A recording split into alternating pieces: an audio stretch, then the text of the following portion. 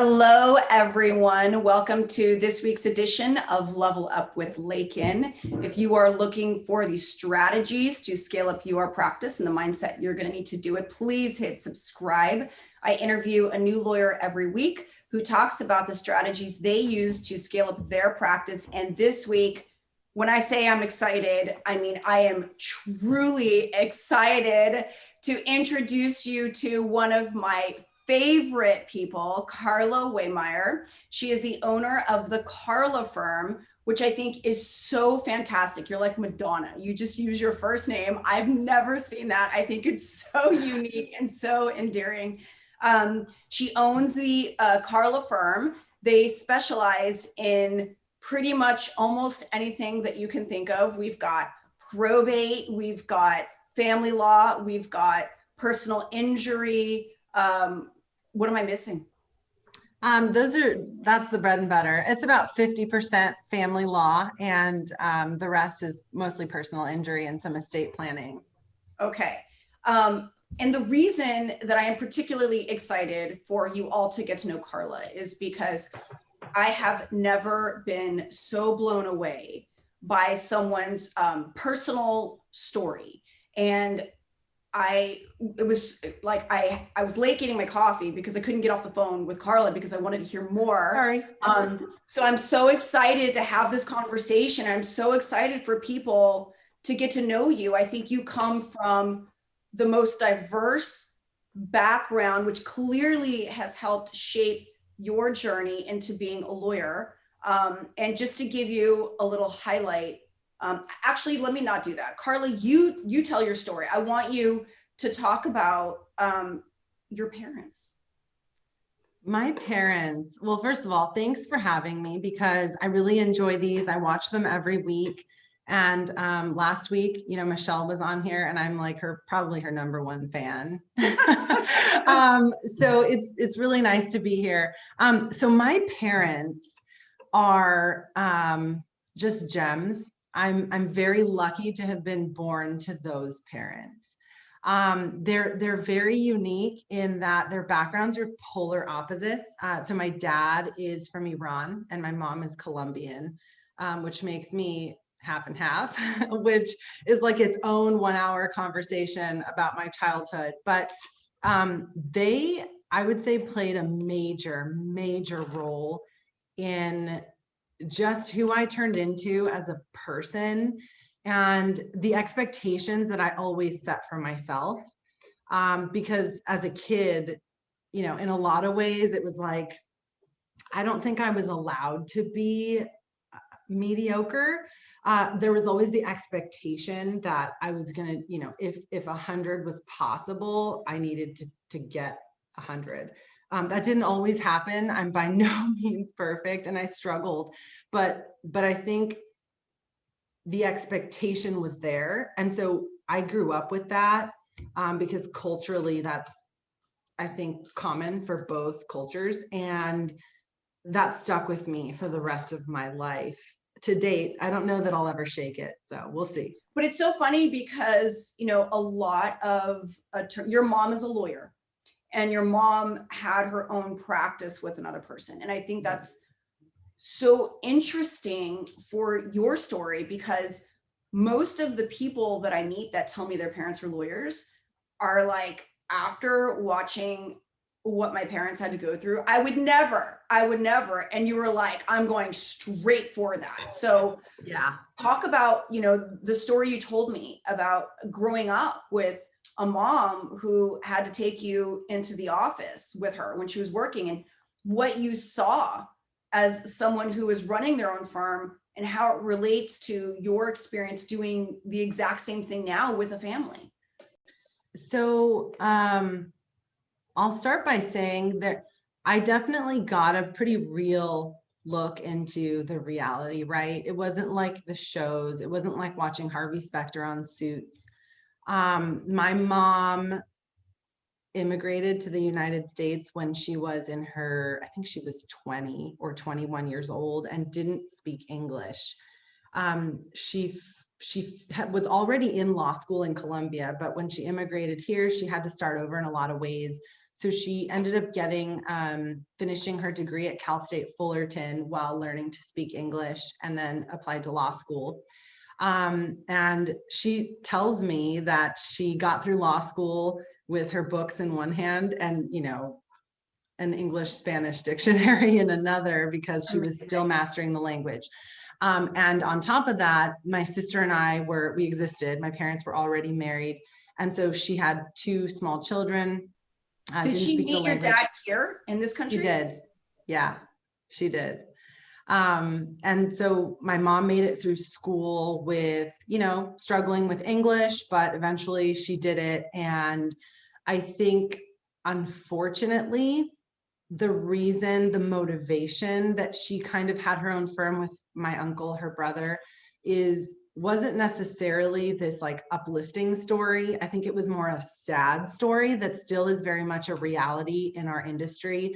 In order for her to work and have children, something would have to give. And so, I think she had dreams of maybe going and working for a large firm. And I think she had to give that up because she wasn't willing to give up her role as a mother. But I think it was like a blessing in disguise, because, in the summers when we weren't in school, she would take us to the office. And I remember there was this little, like, oh my gosh, probably 4 feet by 6 foot, like back room. It was the lunchroom, and it was also the kitchen, and it was also the copy room, all in that little space. And we loved going to work with my mom because we would photocopy our hands and, turn them into turkeys, at like 5 and 6 years old. And we would, put our face on the copy machine. And these are all just things you do as a kid. And we thought she was taking us there to have a great time. But now I know that she took us because there was nobody else to watch us. Right. And so she had to go to work. Right. But in going, I saw her interact with clients, and I saw her interact with people. And I admired her so much because I could see how much she cared, and people loved her. They still, she has still relationships with clients that she helped years and years ago. Is she retired now? Pretty much. She's actually my case manager. Yeah, I have a hard time. Like, sometimes I'll email her and be like, hey, mom. And then I'm like, wait, is that okay? And it used to bother me because I'm like, do we want people to know? And now I wear it proudly. Like, if I could wear a sign that says, hey, my mom's my case manager, I would, because it's wonderful. I mean, we get to talk every day. We see each other all the time, and I wouldn't trade it for anybody else. What kind of law did your mom do? I'm sorry? What kind of law did your mom do? Immigration, of her own situation and my dad's situation. And so I think when we talked a bit ago, I mentioned to you that I have clients now with pending cases that are people that are either the children or grandchildren of people that my mom helped immigrate to this country. So it's beautiful. It's wonderful. And what did your dad do? My dad was, or is, an entrepreneur. He owned his own car business for a while, and he was really involved in real estate. And now he's retired. He works on his, he got a small fishing boat and that he has in Marina Del Rey, and he loves that. But I think now he's a full-time grandpa and he's obsessed. It's really cute. That's awesome. What a beautiful story. It's so interesting to me because you had mentioned that your mom, discouraged you a little bit from following her path, right? Oh yeah. I don't know if you've experienced this, but like when I was a young girl, and I would argue with people, they'd be like, you would make such a great lawyer, because apparently that's all lawyers do is argue and be contentious. And so part of me was like, thanks, because I always knew this is what I wanted to do. And I remember in high school, junior year, when your teachers and your advisors, they start to have these conversations with you about what you might want to do for a living. And I was like, I don't even need to pay attention because I already know. And my mom was like, there's other things in the world that you could do. And I'm like, I don't care. Like, this is what I'm going to do.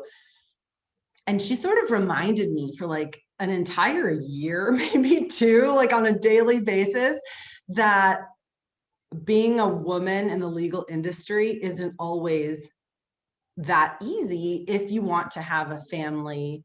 And, some people disagree with that. I respect that disagreement. I tend to believe that my mom is right in a lot of ways, because I think that, there's still societal standards and maybe things that we as women impose on ourselves that makes it difficult to kind of do both and do them both beautifully and gracefully and successfully. But I have no regrets, and I've always kind of been a rebel. And that's one of the first things I remember about being like a young, teenager, and my mom saying like, please don't do this. Like there are fields where it's going to be just easier for you to balance your life as a mom in the future. And I remember being like, I don't care. Like, you don't know what you're talking about. I think that that's really, and I think that after talking to you this morning, I think we're a lot more alike than I even thought, because I too was told that as a child. And I think I always kind of knew in the back of my mind that law was going to be the area that I went into. Mhm.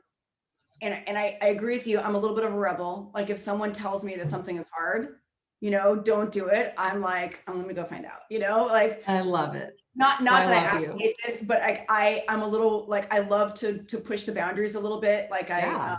I went to Sedona this weekend with Lourdes de Armas and Michelle West. Mm-hmm. And we hiked up to this beautiful church, and in front of the church was this huge, it's surrounded by red rock. And there was a huge rock with a big sign that said, do not climb rock, right? You're like, all done. I saw was welcome.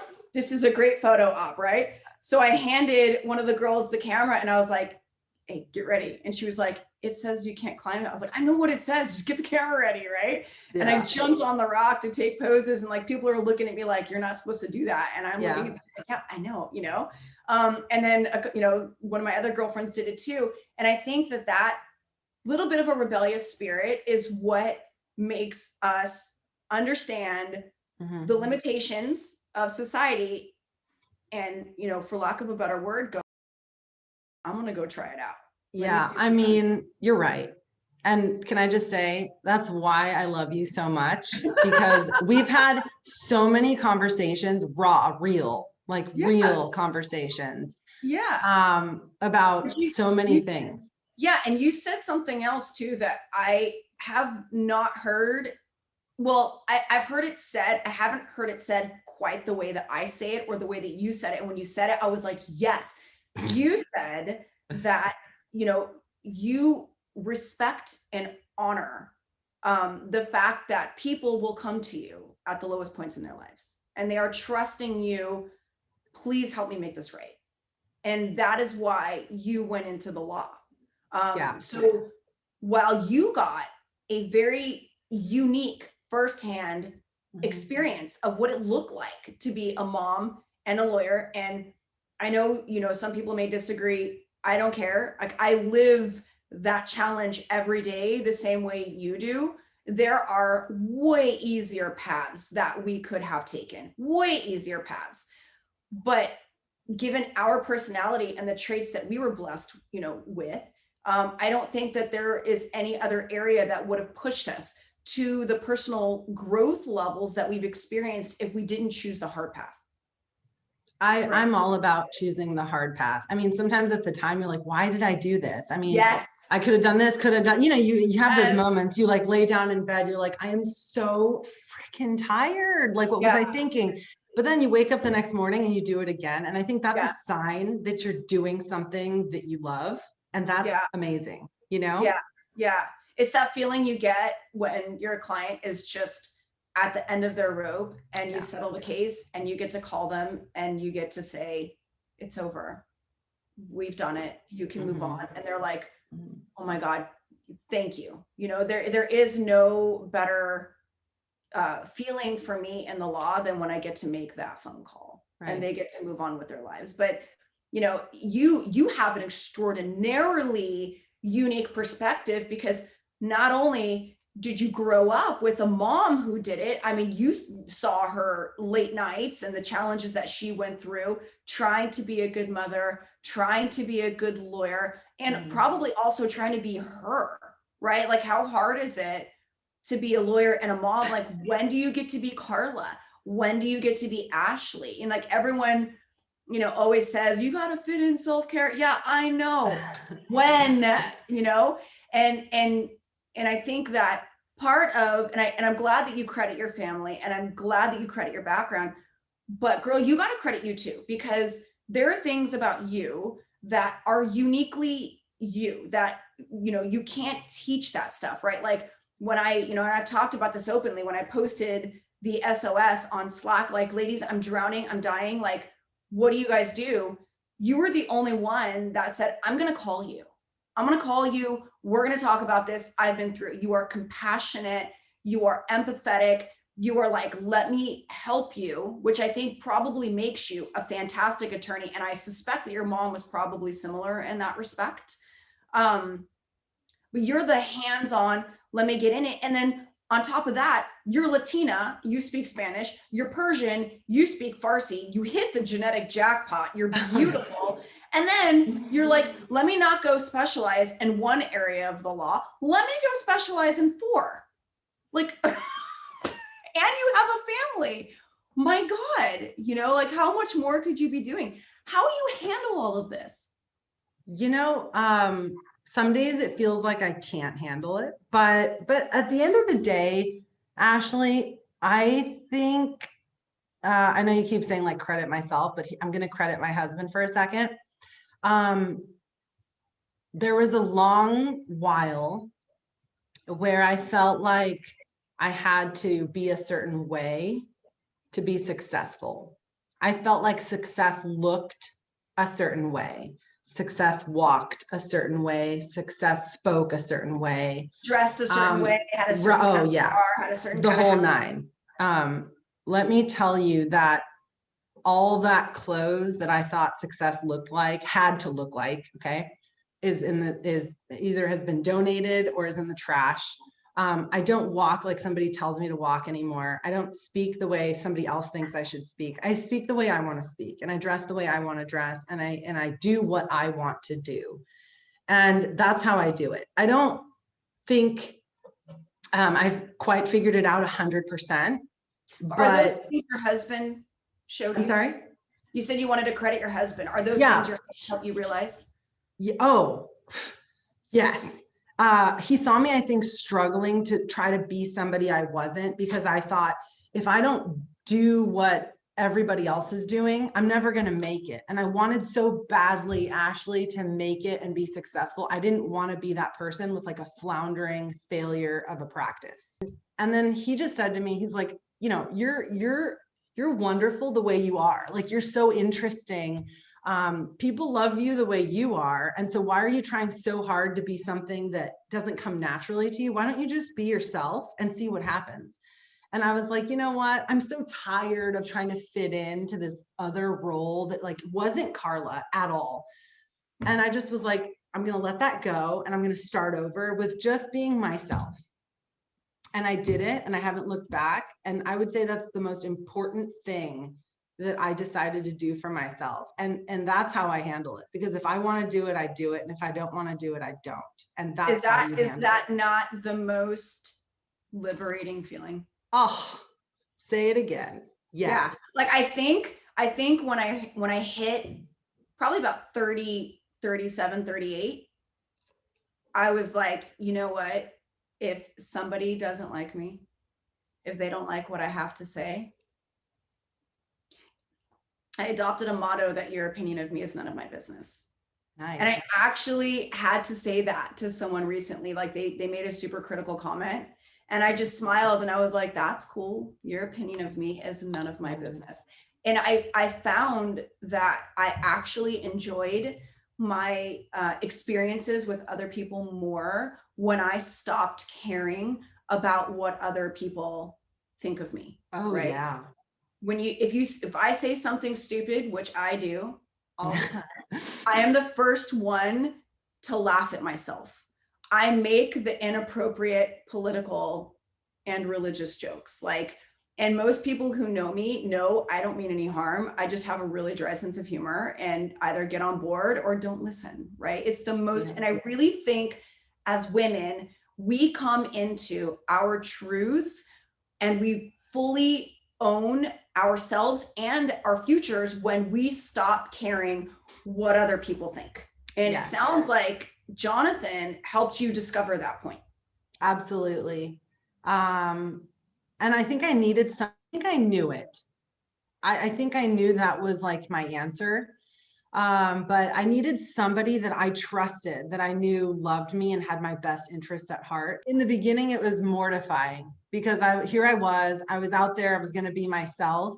And for a while, I'm like, what is, Joe Blow adjuster from Allstate going to think of my firm name? Like, you compared it to Madonna. Madonna is like an idol to me. Like that woman, there is no woman out there who I think lives her truth more than Madonna. In the beginning, I was worried about it. Like, what are they going to think? Are they going to take me seriously? Guess what? I don't care at all.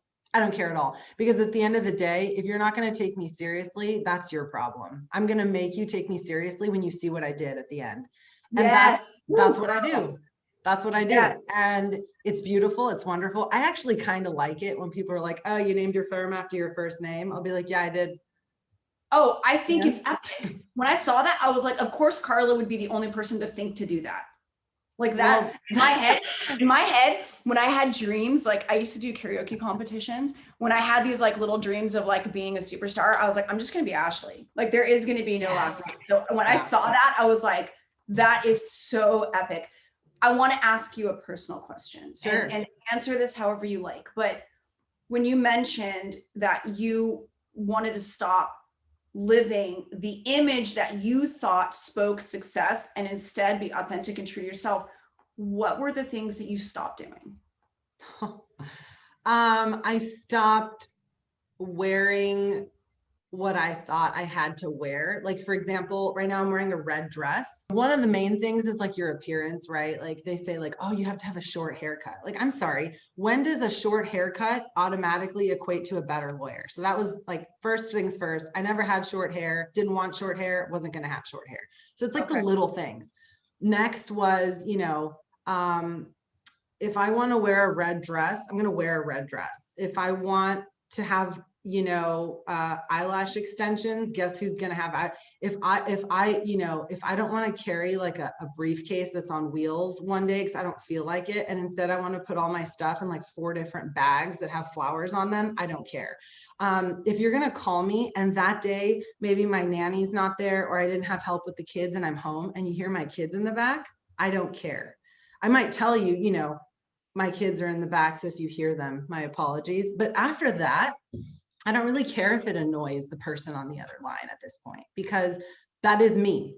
And if you're getting me, you're getting me, and you're getting all the things about me that are me. And now I sound like a Dr. Seuss book, but that's everything. And also, there's also this, like, we talk about this a lot, the imposter syndrome. Like, you're so worried, like, am I faking it? Am I a faker? Am I an imposter? I came to the conclusion like 1.5 years or 2 years ago that you're not faking anything if you're trying your best. There's nothing artificial about trying your best.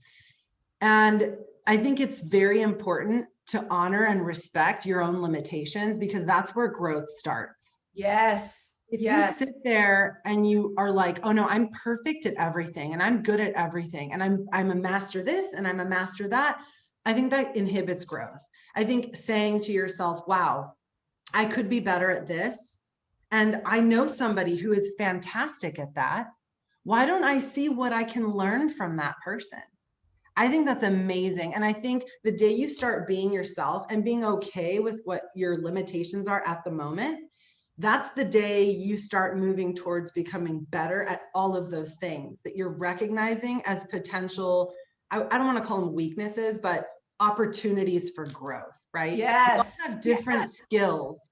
Yes. And we all have different strengths in the way we communicate, in the way we build relationships. And I just think it's as important to know what you're good at as it is to know what you can grow in. Yes. And so I recognized that 2 years ago, and I haven't looked back since. Every day I'm trying to grow. Every day I'm trying to learn from somebody who has proven that they're good at whatever it is I'm not that great at. Yes, yes. It's funny because I always say that we don't have problems. We have opportunities for solutions, right? Like there's, usually a fix, right? And I like what you said about being unique and true to who you are and what your mood is, because I remember when I first started trying cases, there were women that told me, you got to wear a suit, preferably a skirt suit, because you don't want the jury getting the wrong idea. You have So to. you have legs, God forbid. Yeah. They get the wrong idea. I had a woman tell me one time, you're a grown up, you need to start wearing pantyhose. I was told I had to wear my hair pulled back in a bun, keep my nail color and my makeup neutral, right? Maybe 2 years ago, I was like, you know what? No. Because every time I did that, I felt like it didn't feel like me, right? I started showing up to court in dresses and I didn't wear suits anymore. I started showing up. Suits to me were like, they were too restrictive, right? Not that I won't. If it's laundry day and I got to throw a suit on, I will. I started going back to my red nail polish. I wore my hair down. I curled it. I wore my red lipstick because you know what? When I felt comfortable in my skin, and I'm a bold personality, I do bright colors. I do bright lipstick. Like that's where I get creative, right? And I thought, if I'm authentic and more comfortable in my own skin, the jury's going to trust me rather than me walking into court before I've even opened my mouth and I'm already an imposter. This isn't me. I don't feel comfortable in this. And if you know what, if they're going to judge me because I'm wearing red lipstick, like hopefully your case is good facts, So I think what you're saying is so spot on when it comes to women and living your truth. Like we get to be creative. We can wear the skirt suit, the pantsuit, or the dress. Like we can wear the makeup. Guys, they have different color schemes they could do with their suits, but look at all the options that we have. You gotta live your own truth. And I think everything you're saying is saying that Karla is now living her own truth. And it is the most liberating thing I think a woman can do is to set the insecurities aside and just go be you. Whoever's going to be on your team is going to be on your team anyways. If they don't want to be on your team, you don't need them on your team. Why are you worried about what somebody else thinks of you? Right. And at the end of the day, clients, I think, appreciate authenticity. Yes. I mean, they trust you. Yeah, right? Because you're not putting up like some weird facade to make them believe you're something that you think they think you have to be. It's like this weird dance. It's refreshing. I mean, I love meeting people that I'm like, wow, that's you. And I love it because I know what I'm getting and I can decide whether this relationship is going to turn into a friendship or not based on your authenticity. And I like that. I find it refreshing. And I want everybody to, if you're somebody who's out there that feels like you're waking up every day trying to be somebody you're not, stop doing that because I mean, maybe I'm wrong. I could be wrong, but I don't think you can be that great at being something you're not. You're going to be a great you, but you're not going to necessarily be a great somebody else. Right. So that's my 2 cents on that. Why did you decide to open your own firm? It was, I wanted to be myself. I felt like I was suffocating, being forced to fit into this mold that has been created for what you have to be as they call it, young female associate. What is that? Like we all have to be the same, like robots. We have to look the same, walk the same. Like that's not, it's just, it wasn't working for me. It was getting emotionally, mentally exhausting. And so I thought, well, there's no firm that's gonna, for example, if I walk into an interview with a red dress on, they might be like, she didn't even wear a suit. So I just thought, why try to be accepted somewhere that I don't feel I fit? Instead, I'm going to make my own environment where I fit in beautifully because it's my own environment and I get to say what's acceptable. And I started out at a specialized elder abuse firm. And I was very grateful for that opportunity. I met some wonderful people. I grew a lot personally, professionally. I learned to set boundaries. I think that's where I learned that. And then actually at a hearing in the hallway at Stanley Mosque, I got approached by somebody who said, do you want to come interview for a job at Lewis Brisbois? And I was like, yeah, I would love that. I want to see what the other side's like. I went to the interview, got the job, took the job, and the rest is kind of a blur because it felt very robotic for me personally. Yeah. I was starting to lose myself more and more. The decisions became more automated. I had less control over my life. I had less control over my files, my cases, the clients. And again, I learned a ton. I was handling some really catastrophic injury related cases, amputations, deaths, horrible things. But I was on the defense side and I just knew my heart wasn't in it. And that's when I hit this turning point. Why do I have to have this job because it's somehow prestigious to work at a firm that has 4 names? And because I have an office with a big window on the 42nd floor, why? And then that's when all of that combined with this idea that I wanted to be myself, I just thought, this is my chance. This is my moment. The universe is telling me something and I owe it to myself and everybody who believed in me and supported me my whole life to do something that's Karla, do something that's me, and do something that hopefully someday will give other people the opportunity or the inspiration to go be themselves. I forget who said this, but it was one of the ladies in Justice HQ. I'm a big believer in this concept of lift and carry, I think is how she phrased it. It might've been Michelle, I don't remember. Rise and carry, when you grow and you start heading up this ladder of success in life, I want to be the one to carry people with me. I've got a long way to go. I have so many friends that have made it to points that I'm like, wow. And every day I'm more impressed by these people that I know that I call friends. And as I take those baby steps and head in that direction, I want people to come with me. I want to help uplift people. I want to support people in making decisions that are right for them, not for me, but for them. Because I think that's an honor too. I believe you because you did that for me. And I was just thinking in my head, I want to address the whole working for the prestigious big firm comment, because I had, you and I walked a very similar path. I also worked for a big medical malpractice defense firm. And then, as you know, I worked at another reputable defense firm with your husband. Then from there, I went to a prestigious plaintiff's firm.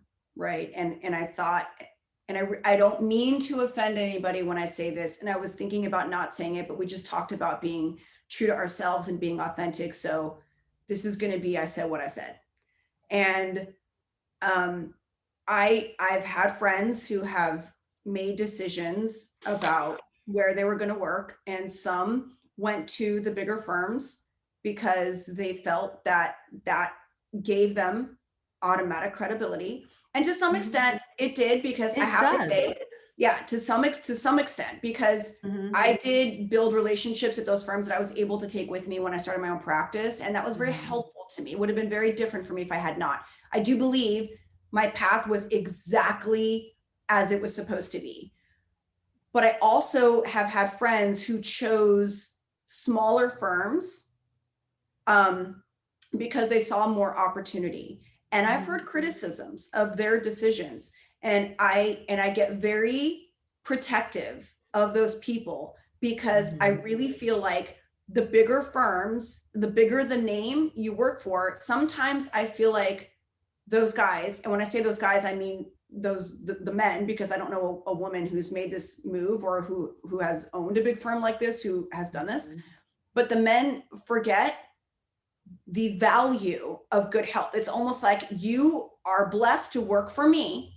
So whatever my bonus structure is, whatever my compensation structure is, you're lucky to get it. And then you have high turnover. And I felt like, at least for me in my career, things became very formulaic because I was restricted by the political red tape in the firm, the policies and procedures. There were things I was allowed to do. There were things I was not allowed to do. And you could not challenge the opinion of the person who owned the firm, because it's like, you're here because my name's on the door. You're going to do what I say. Right. Then I was a little embarrassed to go out on my own because I was thinking, God, I'm going to be like a small fish who's going to know me. I have grown so much more being that small fish. I have learned so much more. I think I'm so much better of an attorney for it. I think for me personally, the prestige really lied in the fact that, and I'm going to use your term, the fact that I had the boobs to go start my own practice. That I had the boobs to go defy the expectations that everyone else, they're like, oh my God, you're going to leave that firm and start your own. Like, are you crazy?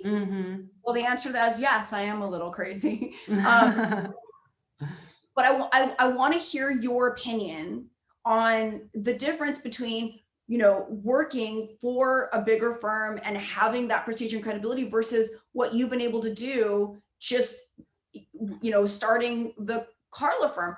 Were you afraid?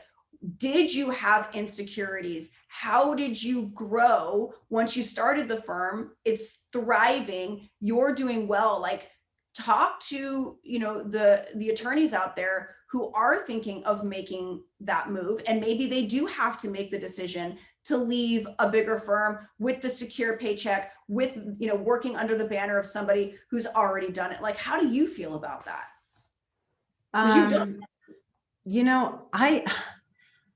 Well, first of all, yes, I'm not going to sit here, as I said, I gave up the imposter thing years ago, but I'm not going to sit here and pretend I wasn't scared. Scared is an understatement, Ashley. I was absolutely terrified to leave. Even having a family member who's already done it, you still felt that way? Oh my God, yes. Okay. Yes. Okay. I was terrified. I was absolutely beyond words mortified. But then I think I woke up one day and I said, what's the worst thing that could possibly happen? I think I looked myself in the mirror and said, if I give this a shot, a real shot, and I fail, it's okay. I mean, does that make me less of a human being? No. Does it make me stupid? No. Does it make me incapable? No. It just means it didn't work. And I knew for a fact that after, even after potential failure, I'd be able to get a job. I could probably call my old firm back and get my job back. As a matter of fact, when I left, the woman at HR, she was nice. And she said, she knew I was starting my own firm. And she said, if you want your job back, just call me. So I had that, but like, I didn't want to go back because, again, the reason I left was that feeling of automation, that lack of autonomy, that lack of feeling like myself. And so that really, I didn't see it as an option. But, when you talk about, and it's weird because I don't think about this a lot. So here you go again, making me think. Hold on. I'm reflecting on those times where I was terrified. Let me ask you a real question. Great. because I had that thought too. I had that, what's the worst that can happen thought. Yeah. And then, I'm all about the self-improvement books and, the motivation and all that stuff. So I study that mindset. Yeah. And I'm curious, and I'm wondering if you had this experience too. I thought, I'm not going to focus on the worst case scenario because we could go get jobs. We could go back to defense. If we want. My thought was, if I want this bad enough, and there was something deep in my soul that always bugged me until I opened my own firm. I always thought about it every time I got mad at work or whatever. I'm like, I could just go do this for myself. Every time I settled a huge case that I didn't get a piece of, I'm like, what if I did that for myself? Right. And there was almost a little bit of the, hey, you're a small fish, you can't do it. That made me want to prove everybody wrong. But I always had this thought that if I want it that bad, I am not set up to fail. I can't fail. If I want it that bad, I'm a good lawyer, I'm a smart woman. Now I was scared because I had kids, I don't have a partner. I was like, how am I going to manage all of this? And what if they, starve? But in my head, I just kept having this reoccurring thought that, if this is what I truly want, and you and I had talked about what we're passionate about. And it was so funny because I also worry that what if I'm not so passionate about it as I think I am, or I should want to be? And my therapist said something yesterday that I thought was so interesting, or last week. She said, I don't get on the passion train, because the truth is, you ask someone what they're passionate about, they're going to say, oh, I'm passionate about traveling the world and surfing, right? Like, that's not realistic. She's like, what energizes you? Right. And the thought of me opening my own firm, having full control over my identity, my decisions, the cases I choose to take, the people I choose to employ, all of those things, I thought to myself, if this is what I want that bad, the universe is not set up for me to fail. Mm-hmm. So do you subscribe to that idea that if you work hard enough and you want it that bad, you can't fail? Honestly, I don't. It's true to an extent, but I also think that, look, I mean, the reality is that our industry is extremely saturated. And, I would say half my practice at this moment is family law, because I'm very passionate about it. And I work very closely with my cousin Layla, who's also one of my best friends in life. Okay. And we're both very passionate about it. But the market's saturated. So who's to say that somebody's going to call me over somebody else? Like, I don't have that. I don't know what the word is. It's like a hybrid between arrogance and confidence. But I think I wake up in the morning and I hope that that's the case. And I think you said something really powerful, which is that you can't wake up, if you're going to do this, you can't wake up every day and be like, I'm biting my nails and I'm terrified and I can't. You get reminded every day that this isn't easy, and it's not always rainbows and just glitter. It's raw and it's hard, and there are difficult decisions to be made when you choose to scale, when you choose your friends, when you choose your colleagues. It's hard because instinctively you want to go with your heart, and that's what I've chosen to do, because I think that's easier than trying to be, I don't know, use your head about it all the time. I'm that way in my relationships and my friendships, but it's tough. You wake up some days and you're like, God, maybe I should just go back. You think about okay, at this point I could easily, you think about what your salary would be if I went back to wherever, and I'm I see myself walking through Bloomingdale's with my strut and my shopping bags. Yeah. But then I remember, will there be time to even go to Bloomingdale's? Will I ever do, bedtime, what we call tubby time at my house with my daughter again? And so to me, I'd give up all of that.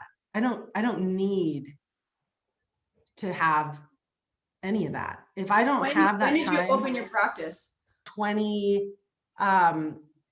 No, it was probably the end of 2017 or the beginning of 2018. Okay. Yeah. So we're in 2021, yeah. right? I opened my practice in May of 2019. Yeah. I had no idea that approximately 6 months later, the entire world was going to shut down. Right? I know. I had no idea the courts were going to stop.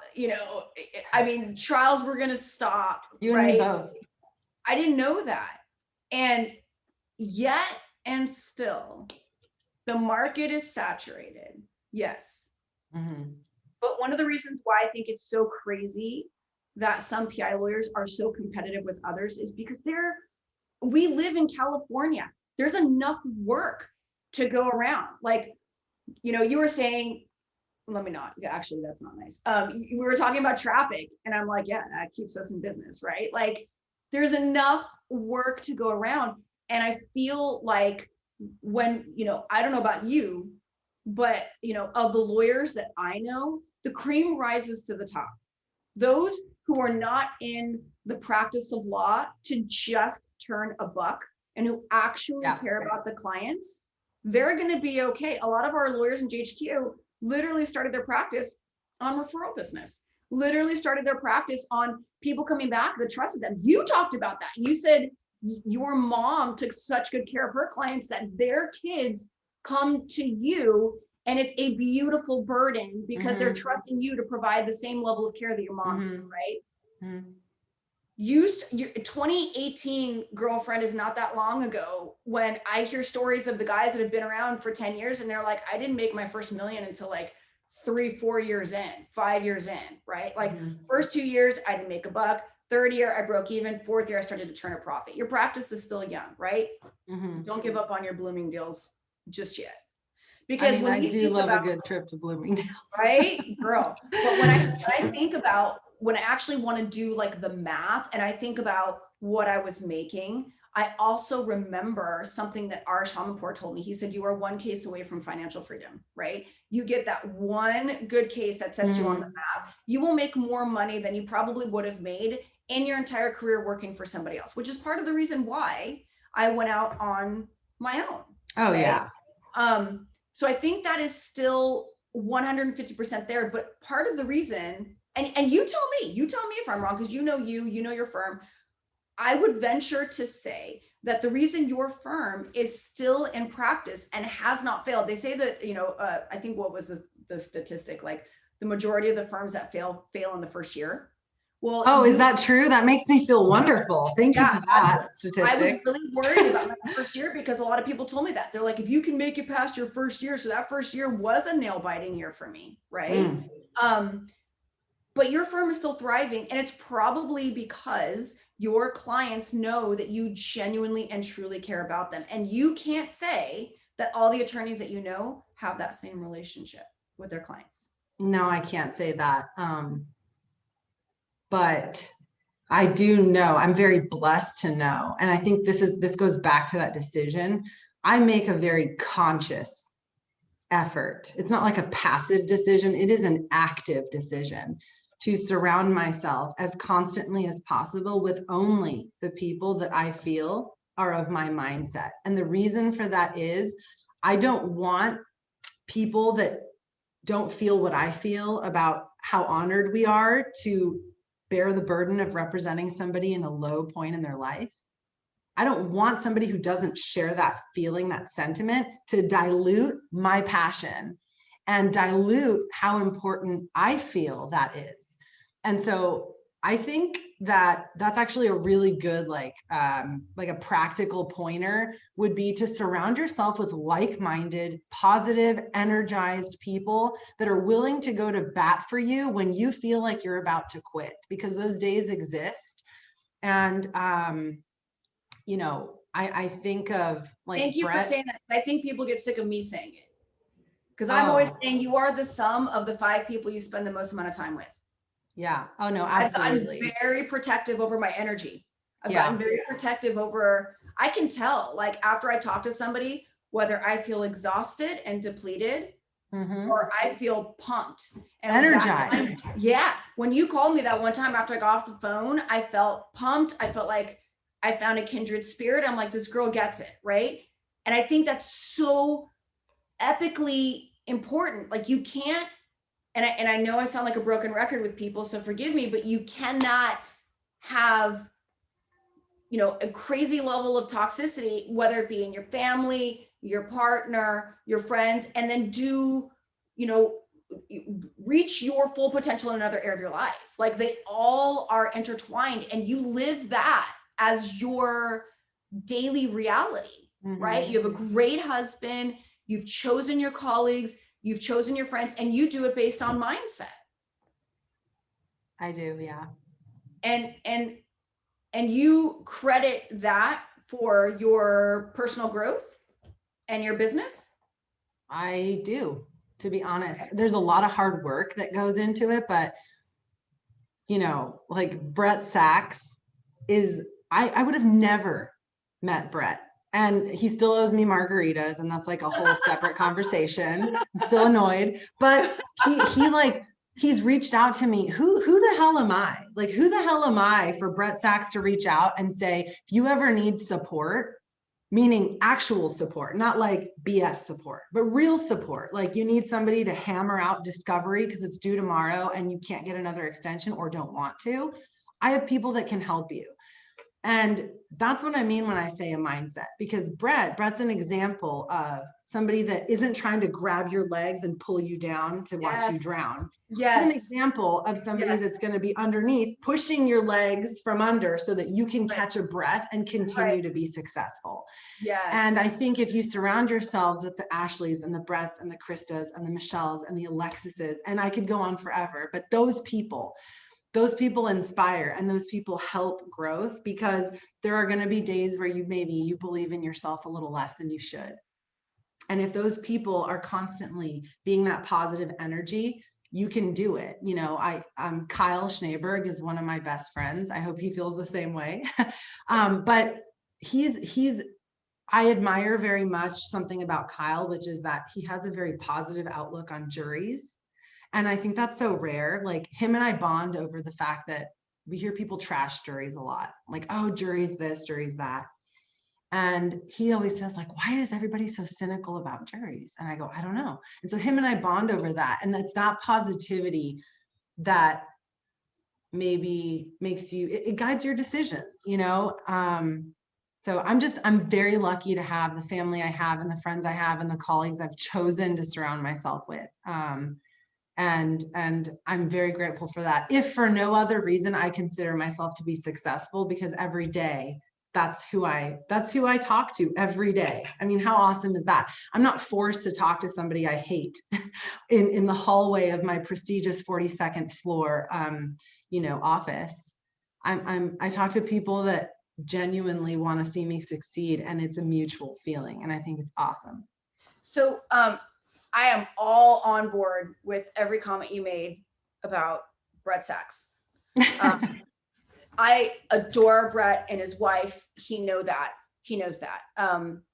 But I do want to address something that you said, because I think it's, and I am not attacking you. Because I truly think that you are literally one of the most unique people I have ever met in the best way possible. When you say, I'm Karla, like, who am I? Mm-hmm. Karla, you're the only person that was like, I'm calling you when I was like, I need help. You didn't know me. You didn't know me. So when you talk about surrounding yourself with a group of people that push you up, you are that group of people, right? Like, you're the person who says, this is what I want around me, but you're the person who gives it. So you attract it back to you. You're the woman that said, you know what, the idea of working for a big firm, it comes with its prestige, it comes with its benefits, but you're the woman who said, no, it is more important to me, as scared as I am, it is more important to me to go live my truth and grow than it is to succumb to the fear. So you go start your own firm. I think your son is 9. You've got a 16-month-old, 8. Sorry, you have a 16-month-old baby that we saw on the Zoom call. You were on, the cocktail party, and your baby was like pushing the chairs around. Your dog was running back and forth. I even emailed you after that. I was like, oh my God, that was so refreshing, because that's my life, like every day, right? You come from an amazing family, the most diverse background I've ever seen. You speak 3 languages. You specialize, and I think we've covered 4 areas of law. Are you kidding? Who is Karla? Oh my God, woman, I see, like, I want to have this conversation again in 10 years. You're so sweet. I would love to have it every day. No, I'm not sweet. I'm not sweet at all, actually. Like, I am one of the most, like, straightforward, cutthroat. Like, I love it when a guy will call me cute, and I'm like, do you know me? Like, cute is not the word, right? Like, and I always tell my clients, like, you may not like what I have to say, but you're never going to say I lied to you. Like, I will always tell you, I am telling you the God's honest truth. I want to have this conversation again in 10 years, because you are going to be in a very different position. And I guarantee the words, who is Karla, will be in the very back of your mind, because everybody is going to know who Karla is. I'm telling you, because you are somebody, and it is rare for women to do this than it is for men to say, I want to go do that. Here's all the obstacles and our path. It's going to be hard. And you're like, that's where I'm going. That's what I'm going to go do. If you do that with your personal life, you've literally created an environment for you that allows you to completely live your truth. Like, you're going to be in a totally different position in 10 years. We are almost out of time. So I want to ask you my closing question. Way easier maybe than the other questions I've asked you in this interview. If a young attorney comes to you and says, I'm working for Louis Brisbois and I'm thinking about going out on my own, what do you tell them? What are you waiting for? Are you kidding me? I mean, yes, like that's absolutely, it's what are you waiting for? And it's, here's my cell phone number, call me. And if I can't help you, I know somebody that can. Okay. What are the top 3 practical tips that you would give them to get them started? Practical? Yes. Okay. Number 1, keep in the beginning. Overhead must be as low as possible. I think that was very key for me because there's going to be, you know, months where you're like, oh, holy cow, I haven't made any money this month, you know? And so if you have those massive bills looming over, it can be, you know, you don't want the reason to quit to be something silly like you committed to a fancy office. Okay. Yes. Because that's not the business. Okay. Then the second tip would be, absolutely be true to yourself because people smell things that are artificial. It's an aura, it's a vibe, like they say. Be yourself 100% of the time. People will appreciate it. You know, whether you're goofy, whether you're nerdy, whether you're, you know, whatever you are, be you. That's the second thing. And then the third thing would be when you think you're going to quit, when you think like you've had enough and you can't, ask yourself why you think that. And if the reason isn't something that you can't overcome, my suggestion would be don't quit yet, because you're going to have a lot of times where you want to quit. And if the reason you're thinking of giving up is something that you think you can navigate or get help and get around, or a hump you can get over, that's the key to making it. It takes grit. It takes hard work. It takes believing in yourself. It takes being yourself. And it takes low overhead in the very beginning. You're going to have to be the receptionist, the secretary, the scanner, the file clerk. You're going to have to answer the phone. You're going to be the tech person. You're going to be the lawyer. You're going to be at the hearings. You're going to be law in motion. You're going to be doing discovery. Heck, you're going to be, you're going to be your own janitor. Okay. And that has to be okay. So you have to go into it with that mindset that you're going to have to give it your all, but anyone can do it. Anyone can do it. I'm not like some godly person. Anybody can do it. It just takes the right combination of the right things. Karla, I am so grateful you gave us your time. Literally, I could have done this for another hour. So we may have to have a session 2 because I do want to dig into your practice, but thank you so much for dropping the fire. I am so grateful to JHQ to have met you. And I know we were talking about planning a trip in September. I'm going to hold you to that, sister. It's in my calendar. All right. I'm going to hold you to that. And I'm so grateful. Thank you so much for joining us this week. Thank you for having me. I feel very blessed to know you and call you my friend. I really do. Thank you, girl.